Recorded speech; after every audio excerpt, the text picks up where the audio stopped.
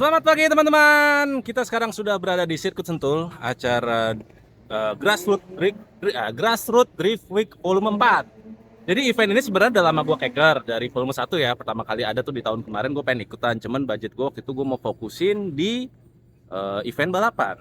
Tapi mulai dari sekarang ini kayaknya kita realistis saja. Event drifting tahun 2026 ini sangat mahal sekali. Kenaikannya inflasi itu ya buat budget gua udah lebih dari 3 kali lipat, 4 kali lipat.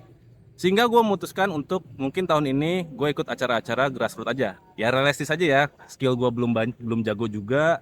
Mobil gue juga ya speknya spek grassroots, nggak mungkin lah. Agak susah ya, bukan nggak mungkin sih, tapi agak susah lah untuk compete di uh, kelas profesional sekarang ini, karena kita tahu mobil udah V8 dan bla bla bla bla bla bla bla. Terus ada Rafael lagi main, kan dia main karting lagi seru-seruan. Nah intinya adalah event ini bukan untuk kompetisi, mungkin ada kompetisi kecil-kecilan, tapi yang paling pasti adalah event ini tuh seneng-seneng, for fun, drift for fun, kayak zaman dulu lagi. Sehingga gue sangat tertarik banget. Di sini gue bisa nambah jam terbang, nambah teman, terus juga mungkin ke depannya ya who knows, nambah skill juga ya, karena gue butuh banget jam terbang. Selama ini kan kita latihan pas di event doang. Oke, sebentar lagi kita lagi siap-siap. Nanti kita akan latihan. Jadi ada latihan itu ada 4 sesi, 2 kering, 2 basah. Nah itu seru banget. Jadi teman-teman kalau misalkan ntar lewat tuh, teman-teman yang pengen ikut grassroots, pengen nyobain drifting, takut ban habis, tenang aja, mereka nyiapin sesi latihan basah sehingga ban kalian lebih awet. Oke, ini jadi event yang menurut gua gokil banget sih, ngerangkul komunitas drifting dan juga bikin teman-teman yang mau coba drifting tapi nggak mau ikut kompetisi, kita bisa hangout di sini. Inilah tampilan mobil baru kita, dibikin jadi kayak street. Tinggal disuratin bisa buat jalan-jalan. Menarik juga ya. Mungkinkah jadi cakep terus seperti ini? Lebih kayak street use gitu. Terus E30-nya Russia juga siap. Kita mau having fun, cari seat time dan juga tambah pengalaman lah. Di sebelah kita ada Amandio pakai E36, pakai misil car-nya dia. Tapi fender tuh mahal banget tuh. Itu udah seharga ban kali ya, fendernya ya, mahal juga tuh. Terus di situ ada tim Akuma juga bawa mobilnya 2 biji, ini RZ Motorsport. Terus juga ASC, Rofbel bawa 2 mobil. Di sana ada Triple A, kayaknya Kak Negin deh. Dan teman-teman grassroots lainnya, gue masih belum kenalan. Nanti kita akan jalan-jalan, coba kenal-kenalan. Siapa tahu kita bisa ngobrol-ngobrol, nambah temen. Ya siapa tahu nambah ilmu juga dari perkembangan drifting dari anak-anak dulu sekarang. Inilah suasana grassroots. Gue inget lagi kayak zaman-zaman pertama kali gue nyemplung drifting, ganti ban sendiri. Dan mobil-mobil sendiri juga ya mobil-mobil ala kadarnya, yang head-on dan segala macem. Apapun mobilnya itu bisa masuk. Mungkin kalau mobilnya FWD juga bisa ikutan kali ya. Nah ini ada yang menarik juga. Mau segimanapun bentuk mobilnya tetap pede. Yang penting gas. Gue suka orang-orang kayak gini. Yang penting adalah seat time atau jam terbang dibandingkan kualitas mobil yang bener-bener cakep tapi skillnya masih gitu-gitu aja. Sebelum kita mulai, kita nonton dulu mobil-mobil latihan. Ini ada mobil dari Triple A, V8, mungkin Kanegin atau Dai yang bawa, gue juga nggak tahu. Cuacanya cukup lumayan panas, jadi sembari menunggu panas yang terik ini, kita nonton dulu orang-orang main lah, kayak gimana layoutnya juga. Terus juga kalian lihat drifter muda ataupun mobil yang street car itu performanya kayak gimana. Apakah mobil kita masih di atas rata-rata atau memang sudah di bawah rata-rata. Dan inilah saatnya kita mengevaluasi dari mobil kita.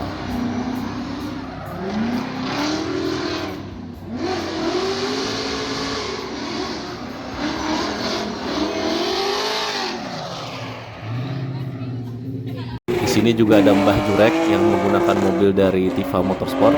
Dia juga kemungkinan akan turun balapan di tahun ini di pertengahan musim menggunakan mobil E36 ini. Jadi dia lagi mencari-cari celah ataupun juga menyeting-nyeting mobilnya. Mobilnya juga cukup kencang, ini 3000 cc, intake-nya pakai N55 kalau nggak salah ya. Flow-nya bisa kalian lihat memang agresif banget. Dan juga Mbah Jurek, ya walaupun kalian tahunya dia ngoprek, ternyata dia juga jago untuk nyetir mobil. Nah ini nih buktinya.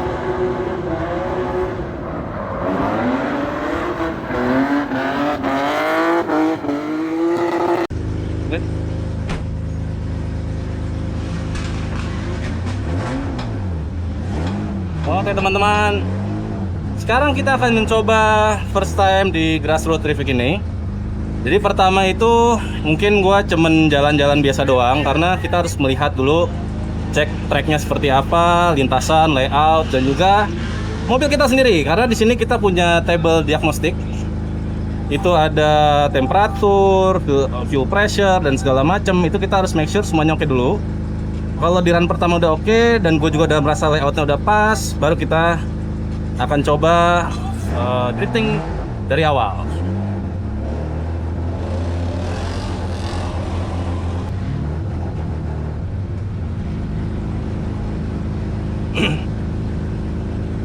Di depan kita ada mobilnya Dai atau Kanegin, mereka pakai satu mobil.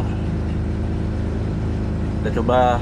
Oh, ini eventnya seneng-seneng, jadi gue merasa di dalam mobil tuh nggak ada pressure, enak banget. Nggak harus deg-degan mau kualifikasi, harus run berapa, yang penting kita having fun aja. Happy banget sih gue sekarang. Bener-bener di mobil nggak ada pressure, nggak deg-degan, nggak pengen pipis, nggak pengen muntah, dan teman-temannya. Ini kalau nggak salah depan tuh V8. Berisik.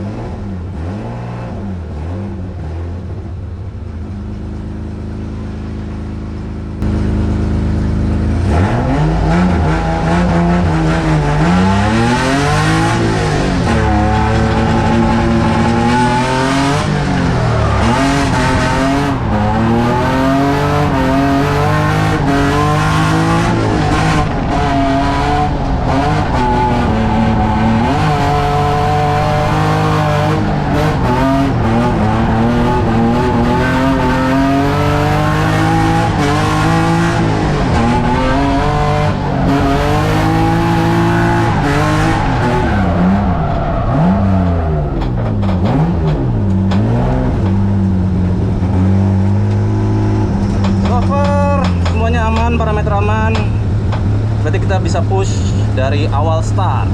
Here we go.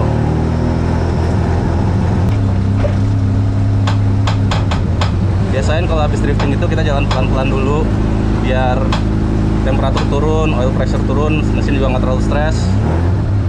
Jangan langsung terburu-buru pengen start. Dan juga nanti gue juga nggak mau ngabisin ban karena sore ada latihan basah.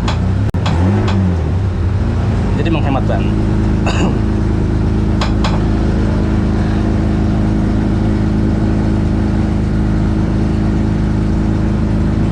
Kita pencet record dulu. Aman. Aman.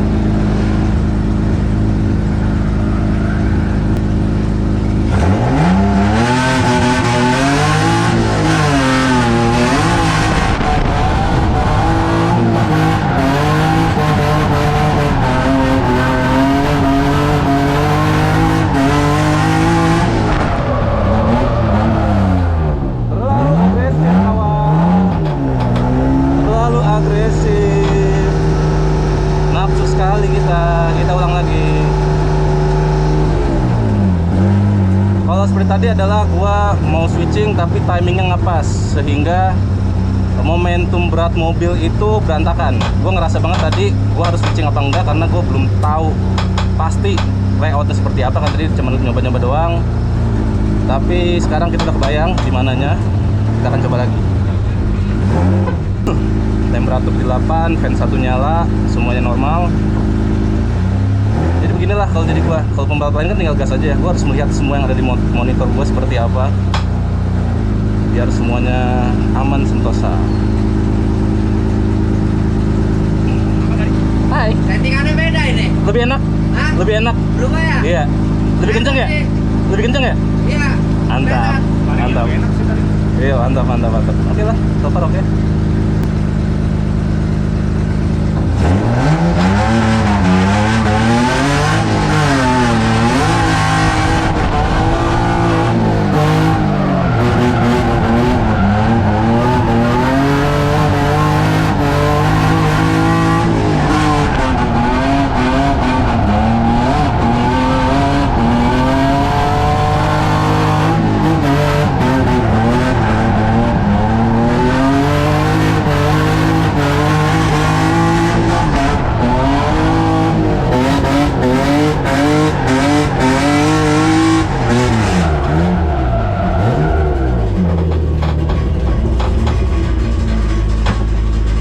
copot guys. Knalpotnya copot guys. Kita balik pada dulu ya. Kita lagi ada di kolong mobil guys. Ini patah ya. Patah di lasan asem tuh. Jadi ya udahlah, daripada cari-cari tukang knalpot, langsung aja kita copot. Terus knalpotnya cuman ada di tengah sini. Mana sih? Ya situlah intinya. Ada aja. Jadi planningnya adalah kita akan ikat kawat knalpot ini. Kita ikat ke cari ada yang bisa diikat lah di besi atau di mana. Yang penting dia nggak ngoprek-ngoprek. Sayang mountingnya. Oke guys, hal yang paling disayangkan adalah ternyata footage GoPro gua itu cuman dapat satu, sisanya ke record, habis itu nge-crash semuanya. Gue minta maaf banget buat teman-teman karena gue jujur nggak punya backup apapun, dan pada saat di event pun gue nggak nge-review dari GoPro-nya. Begitu gue udah selesai event, selang 2 hari gue cek di memory card, ternyata 90% file yang udah gue record nge-crash. Gue minta maaf banget, gue nggak punya footage apapun nih. Gue mencoba mencari solusi, makanya editnya agak lama karena gue jujur bingung mau naruh video apa. Mencoba kontak-kontak ke teman-teman apakah punya footage dari luar atau segala macam, apapun itu. Gue cuma dapat footage 2 biji amatiran dari handphone biasa, jadi kualitasnya cukup lumayan jelek. Anyway, ya gue minta maaf banget, video ini tidak bisa menayangkan full drifting banyak seperti video-video drifter-drifter lainnya yang punya kameramen banyak, backup kamera dan segala macamnya. Dan juga teman-teman kalau misalkan punya info tentang kamera 360, ini gue menggunakan GoPro 360 yang sering nge-crash kayak gini, apakah ada solusinya? Tolong komen di bawah biar gue bisa improve di video berikutnya.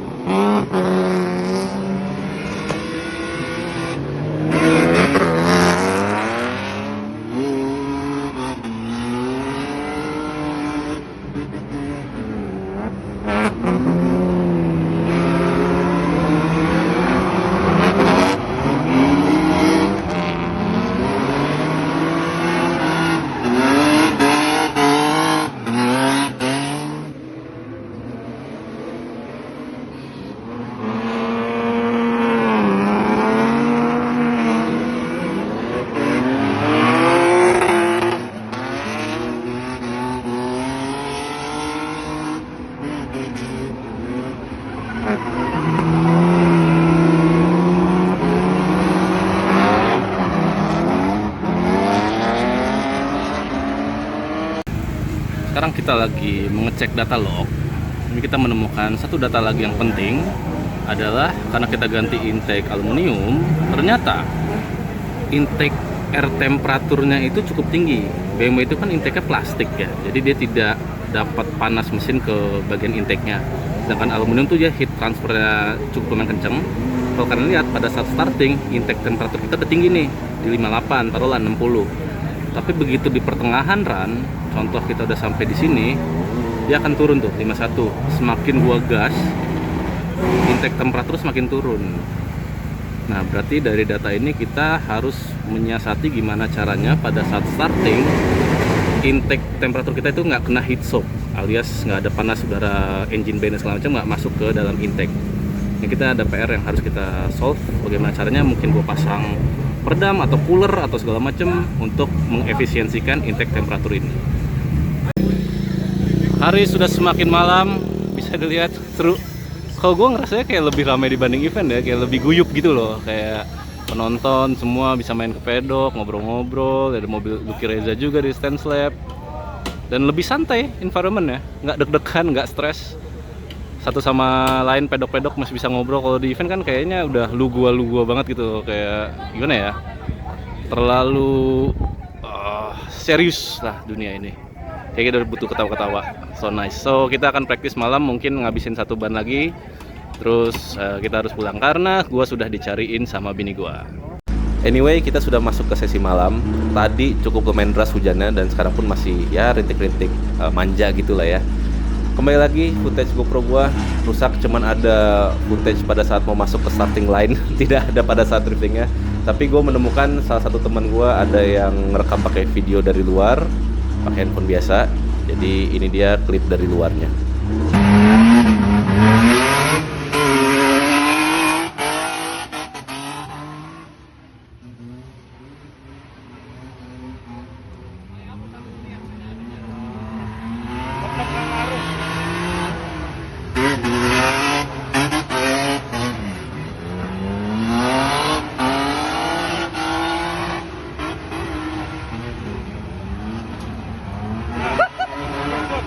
Jauh amat.